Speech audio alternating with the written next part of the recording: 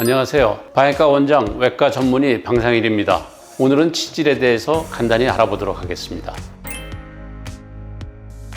우리가 항문에 생기는 질환을 크게 치질이라고 부르고 있습니다. 치질에는 치핵, 치열, 치루 등 여러 가지 다양한 질환이 존재할 수 있습니다. 그 중에서 가장 많고 가장 흔하게 접하는 치핵을 우리가 치질이라고 혼용하여 쓰고 있습니다. 일반적으로 항문 안쪽에 혈관이 커져서 밀고 내려오는 것을 우리가 치핵이라고 그러고, 항문에서 바깥쪽으로 구멍이 열려 진물이 계속 나는 치루라는 것이 있고, 항문이 찢어져서 통증과 출혈을 유발하는 치열이 있습니다.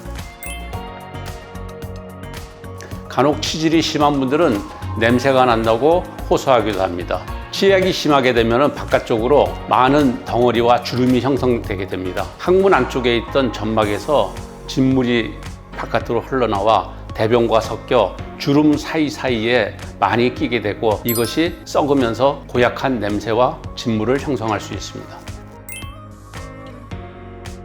외래에서 흔하게 많이 받는 질문 중에 하나가 치질을 수술 안 하고 자가 치료할 수 있습니까? 하는 질문입니다. 그것을 이해하기 전에 치질에는 1기, 2기, 3기, 4기가 있다는 것을 우선 알고, 어느 것이 수술을 하는 거고 어느 것이 수술을 안 하고 자가 치료를 할 수 있는가를 알고 넘어가야 될 것 같습니다. 1기 치핵은 송에만 있는 거고, 2기 치핵은 변 볼 때 덩어리가 잠깐 나왔다 혼자 들어가게 됩니다. 1기와 2기는 수술할 필요 없이 따뜻한 물로 좌욕을 하며 자가 치료를 하면 큰 문제 없이 지낼 수 있습니다.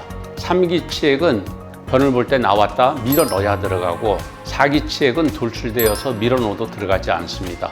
따라서 3기 치핵과 4기 치핵은 반드시 수술적 치료를 하여야 되는 치핵입니다. 자, 우리가 겨울이 돼서 옷을 입느냐, 옷을 입어서 겨울이 되느냐, 이런 문제하고 똑같은 개념으로 생각하시면 될 것 같습니다. 변비가 심한 분들이 항문에다 자꾸 힘을 주게 되고 변이 안 나오니까 좌약을 사용하게 되는 거죠. 그래서 변비가 심해서 좌약을 쓰고, 그러다 보니 치핵이 생기는 겁니다. 변비약을 쓴다고 치핵이 생기지는 않습니다. 수술 후에 얼마나 많이 아플까에 대해서 상당히 많은 고민들을 하고 계십니다.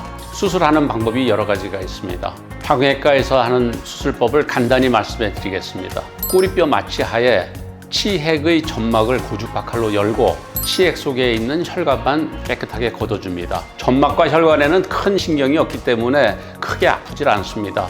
치료를 한다고 항문을 쪼았다 풀었다 하는 관략근에 봉합을 많이 하게 되면 엄청난 통증을 동반하게 됩니다. 따라서 수술 중 관략근을 건드리지 않고 점막과 혈관만 제거하게 되면 수술 후에 큰 통증을 느끼질 않습니다.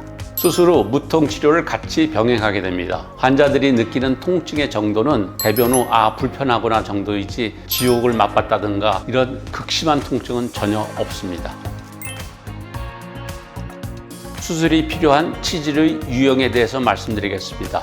3기 치핵, 즉 밀어 넣어야 들어가는 치핵, 4기 치핵, 밀어 넣어도 항상 돌출되어 들어가지 않는 치핵, 3기와 4기 치핵에는 수술만이 유일한 치료입니다. 3기 치핵과 4기 치핵의 경우에는 자가 치료를 할 생각을 하지 마시고 외과 전문의를 찾아 병원에서 치료받기를 적극 권해드리겠습니다.